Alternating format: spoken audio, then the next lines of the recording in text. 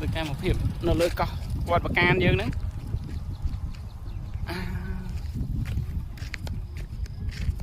លោកចាក់ឲ្យប៉ុណ្ណានៃដី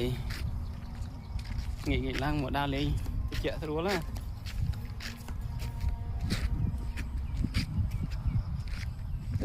តោះបងប្អូនដើរលេងអស់គ្នាខាងនេះស្ទឹងបងប្អូននេះខាងនេះស្ទឹងក៏ពិតវាស្ទឹងទេតែឥឡូវគេបិទផ្លូវឯនោះទៅ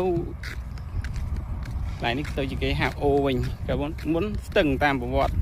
តែខ្ញុំបានដឹងមកគឺនេះគឺស្ទឹងទេ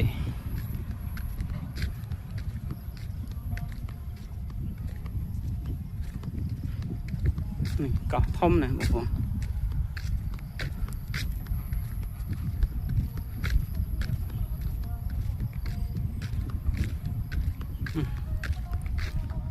នេះលោកដាំនៅកងោកដាំនៅអីស្អាតណានិយាយថា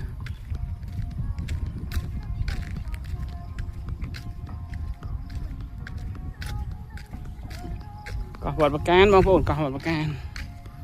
គេពងសាងសង់ផ្លូវខ្វាត់ខ្វែងនៅលើកោះនេះងាយឡើងដើរលេងទៅណងហាត់ប្រាណហាត់អី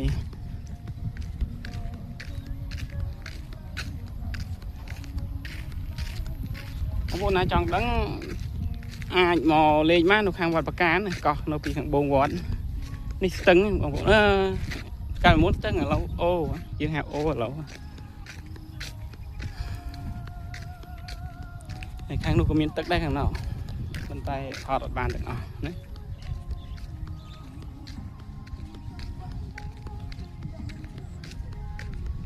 កន្លែងនេះគេធ្វើចាក់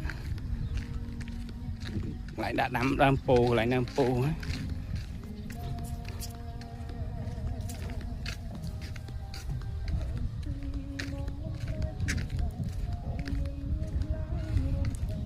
នេះឃើញអត់បងប្អូនកន្លែងនេះដាក់ដើមពោដែលជាទីសក្ការៈរបស់ពុទ្ធបរិស័ទដែលគាត់មកលេងលើកោះហ្នឹងអញ្ចឹងណានេះកន្លែងបងគេសម្រាប់អង្គុយលេងនេះស្អាតមួយយ៉ាងដែរបងប្អូននេះគេចាក់បងជាងអញ្ចឹងណា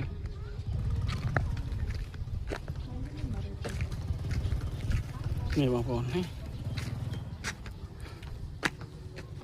មានកូនកញ្ចុះទេណាជប់ឡើងនេះមកសម្រាប់ជីកំពុងលេងហ៎តំណងបងប្អូនតែអត់តនេះស្លឹកនេះដើមពោ